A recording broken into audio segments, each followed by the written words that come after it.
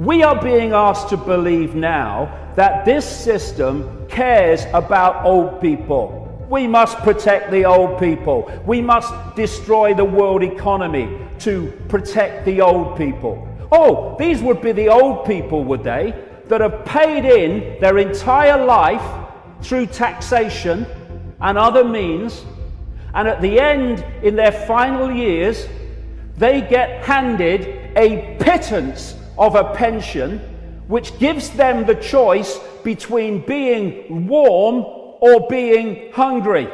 There was a whole area of this simulation where they're discussing how they control information. And they're saying, how do we deal with the anti-vaxxers? How do we make sure that the official narrative of the pandemic is the one that's dominating the internet and all these lines of communication, and not what they call conspiracy theories, putting another point of view. You look at all the solutions to climate change, and again and again and again, they are exactly the same solutions and consequences as with the coronavirus. What did Prince Charles say at Davos only a matter of 2 months or so ago? He said by 2030, this year that keeps coming up all over the place from all directions, we need a new global economic system, economic order to meet the challenge of climate change. What have I been writing for 30 years? This cult wants to transform the world economic order into this technocratic, AI-controlled tyranny.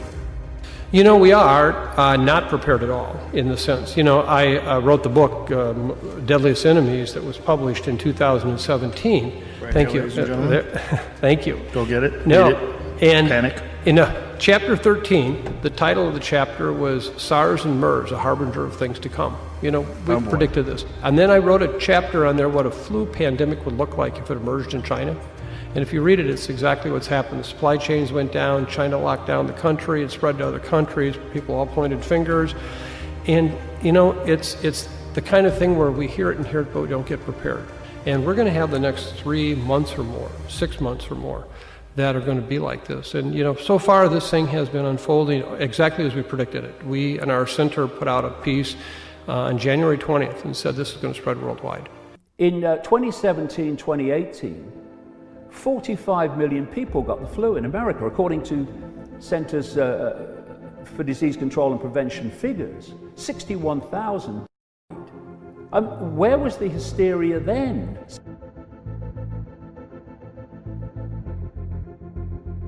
Just remember, 2 weeks ago, we were talking about almost no cases in the United States. And now that we're testing for it and watching the spread as it's unfolding, those numbers are going up astronomically. 3 weeks ago, Italy was just living life just fine. Now they're literally in a virtual shutdown in the northern parts of Italy. And that's the challenge with an infectious disease like this. It can spread very quickly, and it also can affect people. For 30 years, I've been warning people in my books and in every other way I can, that this world is controlled by a cult. It's a cult that has no borders. It operates in all the, at least major countries, and in fact, all the countries in the end, and particularly in those countries that dictate the direction of the world, where you covertly create a problem, you use the unquestioning, pathetic mainstream media to tell the public the version of the problem you want them to believe.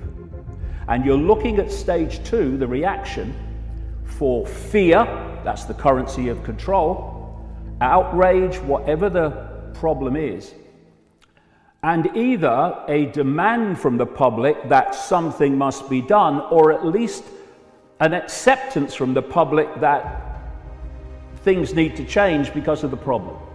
And at that point, those who created the problem got that reaction openly in changes in society, offer the solutions to the problems they have themselves covertly created. And those changes, step by step, take us further and further to that Hunger Games society. Obviously, there is a strain of this coronavirus, because there are many coronaviruses, which appears to be different. But if you look in terms of the danger is to a certain section of society. Do you know, mainstream doctors, I watched an interview with one in America only 2 or 3 days ago, and they're saying, well, just to put into context, 80% of people that are diagnosed with coronavirus have, and this is his quote, very mild symptoms. I think maybe to put this into modern terms, because this is something we think of often when we think of pre-antibiotic days, the old-time medicine. We have an employee at our Center for Infectious Disease Research and Policy at the University of Minnesota, and she has a dear friend who lives in Milan, Italy, and she works at a hospital there, and she texted this to this employee of ours last night. And this was an email that came out yesterday from one of their physicians in Milan, at the largest hospital there. He said, I just got a very disturbing message from a cardiologist at one of the Milan's largest hospitals. They're deciding who they have to let. They aren't screening the staff anymore because they need all hands on deck, and they have very small areas of the hospital dedicated to non-COVID patients, where they still screen doctors. Everybody else is dedicated to COVID patients, so even if they're positive, meaning that they're sick, but they don't have a severe cough or fever, then they have to work.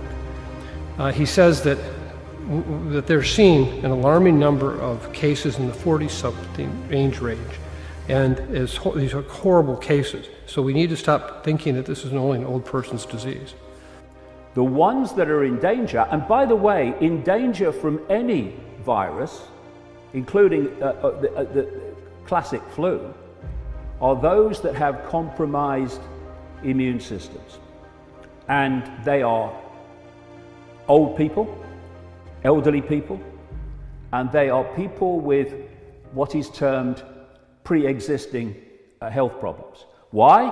The pre-existing health problems are putting so much pressure on the immune system, it's already weak when it's hit with this. This is why someone like that will have potentially a serious situation, and someone with an immune system in working order of any level will just swat it away. Have we not learned yet to take what the authorities tell us with a pinch of salt until it's proved otherwise? 96% plus of those who have been tested for coronavirus in South Korea were negative. And she said, and our testing results in America show about the same. And that's one of the things that's challenging here is you and I might get exposed to somebody who is totally asymptomatic, no symptoms. That virus would appear, well, that's not a very strong virus. But in fact, when it infects us, it can kill us. So we've seen cases of fatal disease that were exposed to people that had minor symptoms themselves. Most of the time, if they ever told the truth, they would genetically implode from the shock. So I question everything. And if it stands up, it stands up. But I don't just take it because someone in a suit has told me to believe it.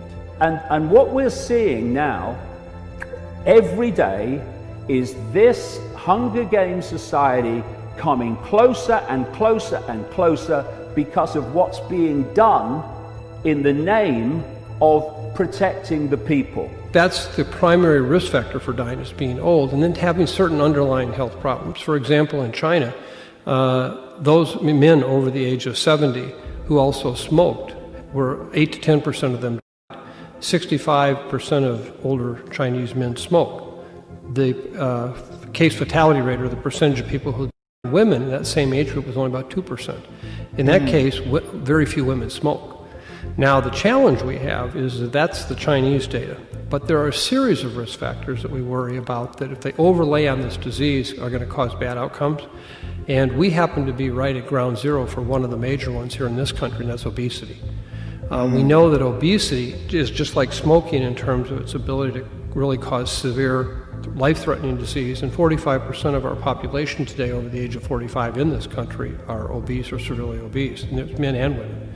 So one of the concerns we have is we're going to see more of these, what I guess I would call very serious and life-threatening cases occur in our country because of a different set of risk factors than we saw in China.